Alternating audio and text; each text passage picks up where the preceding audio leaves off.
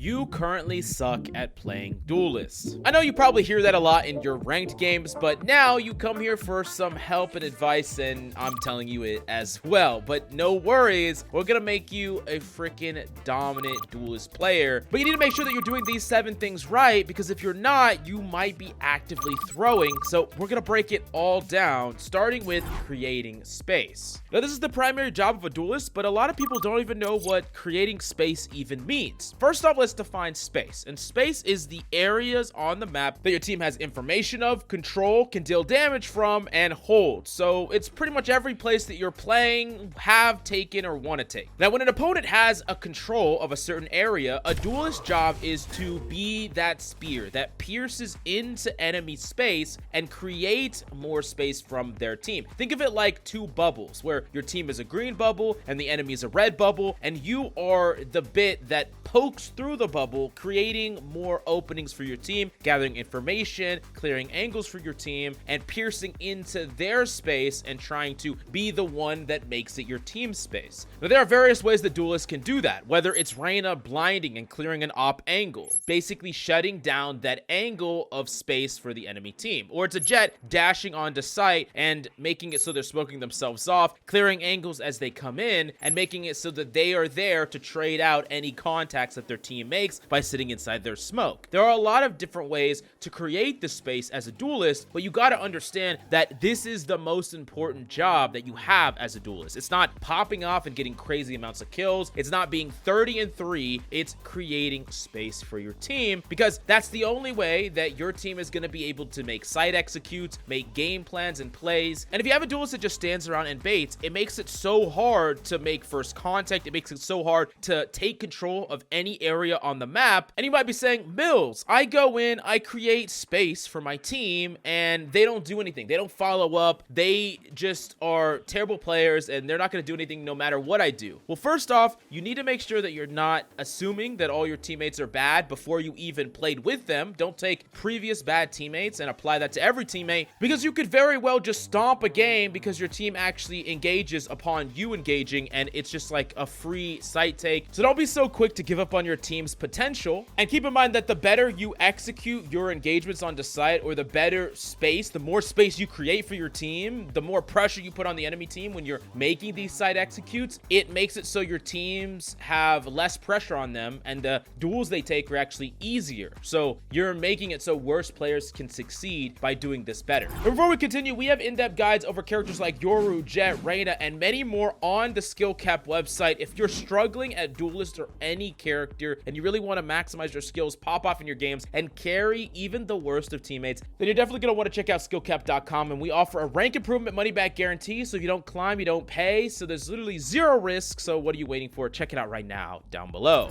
Now, another thing that you should consider when you're trying to do your job as a Duelist is that you should almost always be the one that makes first contact. Duelists have the ability to take duels with some sort of advantage. They either get to set up the duel preemptive so that they can take it easier, or after the duel, they have a way to get out easier. So it's like you're either blinding them or setting up an engagement that's in your favor to win, or after you get that kill, you have a way to get away, some form of mobility like with Reyna or Jett or something along those lines. You should primarily be operating based on your team's utility, using it to make your contacts better, not just doing it purely blind, but still making the first contact a lot of the time. As an example, maybe you'll Jett dash into a smoke of yours, then you're going to smoke yourself a second time, wait for a dart or a blind or something to come out from your team, and then you're going to swing and peek. And I understand it's scary peeking into open space. It's scary knowing that you're going to be the first one to die because you might feed and you might get flamed. But as a Duelist, it's your responsibility. I understand that you could rack up the kills by playing in the back, waiting for your teammates that you deem inferior to you to make first contact, and then you trade them out, and you might end the game freaking 20-10 or 30-10, and you might feel really good about yourself. But guess what? You're going to lose that game because you're not doing your primary job, and you're setting your team up to fail. So while lurking and playing back and playing second contact are things that could make you feel better about your stats at the end of the day, if you want to improve and you want to climb, you need to make sure that you're making first contact the vast majority of the time. In addition to that, a Duelist job is to try to clear as many angles as you can. And you could do this with mobility. You could do this with literally just challenging them straight up. You could use things like shocks or other forms of AoE to try to get people out of certain areas. There are ways ways that you can basically isolate the potential angles that enemies are in by either being the one to challenge them and make first contact, or eliminating as many angles as possible so that your team can make better informed decisions about where they're going to play and where they're going to challenge. At the end of the day, a huge part of a duelist job is gathering information, and using this information, your team can make better plays overall, and so can you. So make sure that you're not just bulldozing your way onto site, not clearing any freaking angle, and trying to make like a timing play on the backside of site or on rotation every single time, and then your teammates just die to someone that you didn't clear, die to an angle that you didn't challenge. And this is something that a lot of duelists do, where they're just so thirsty for the kill, they set their team up to fail. So don't do that. Now, another thing that you need to be able to do on Duelist is, of course, taking duels. You need to be able to challenge and win in 1v1 situations. Now, of course, I wouldn't say take dry duels all the time, just because you want to have the potential to win them. If you're always ego challenging people with no utility, not setting up proper engagements, when you have teammates that could either trade you if you lose, some form of utility on your team that can help you with these duels, or some way to challenge the duel to give yourself an advantage depending on their gun choice and your gun choice and things like that, make sure that you're not purely egoing all the time without reason. Sometimes the difference between like a low immortal player and a high immortal player, or an ascendant player and an immortal player, is simply their discipline. They can all win duels at times, but you're not going to win every single duel, and sometimes you're going to need to clutch up. Sometimes you're going to need to pop off with low resources, low utility, and no teammates, and you have to hit these crazy flicks, but don't rely on it every single time. Don't play for that when you have other ways to win these duels. Now, of course, you're going to improve your mechanical skill and practice to be better at taking duels, because you still want to win duels even when the odds are stacked against you, of course, but that doesn't mean that you're only relying on your mechanics at all times and doing things without thinking, because you're really holding yourself back and you're setting up really bad habits to where your skills are going to stagnate later on, because your mechanical skill is not going to always be able to carry you past a certain rank when other people have good mechanics, can still win these duels just like you, and do proper decision making. So you might be losing game after game thinking, oh, I'm a better duelist than them, I can out aim them. It doesn't matter, you're still losing, so why do you care?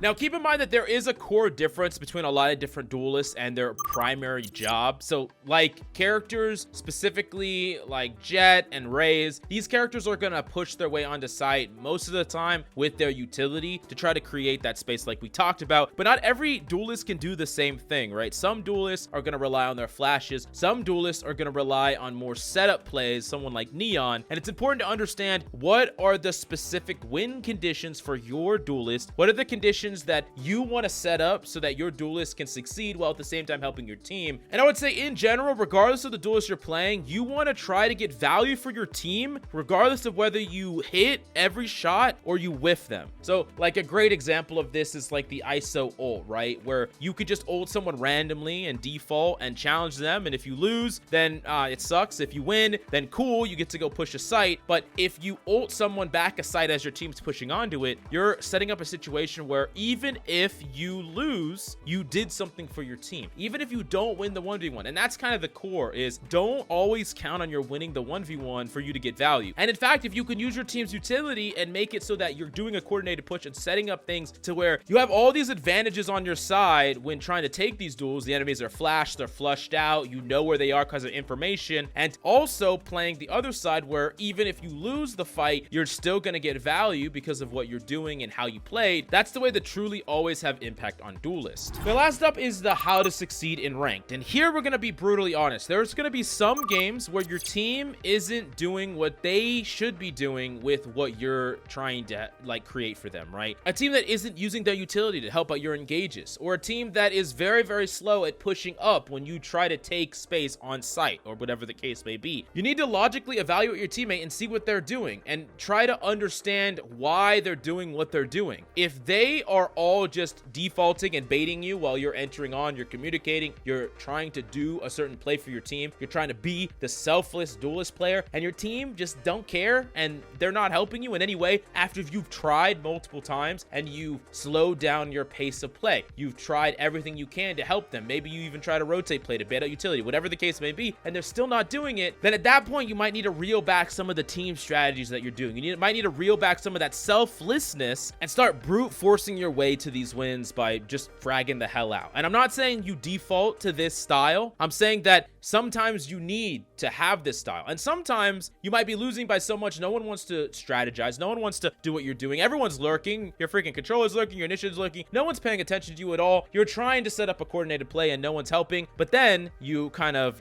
dial it back. You start being patient. You start taking these duels. You start winning them. And all of a sudden you're winning rounds purely based on your individual play. And then now everyone wants to try again because there's a chance that you actually win. So it's important to adjust how you're playing within these ranks and within these rounds, but don't let one bad team experience define the way that you play every game. Just allow yourself to be moldable within a game if things aren't going your way after you consistently trying and giving it a fair shot. But anyways, if you have any questions, definitely let us know down below and check out SkillCapped right here.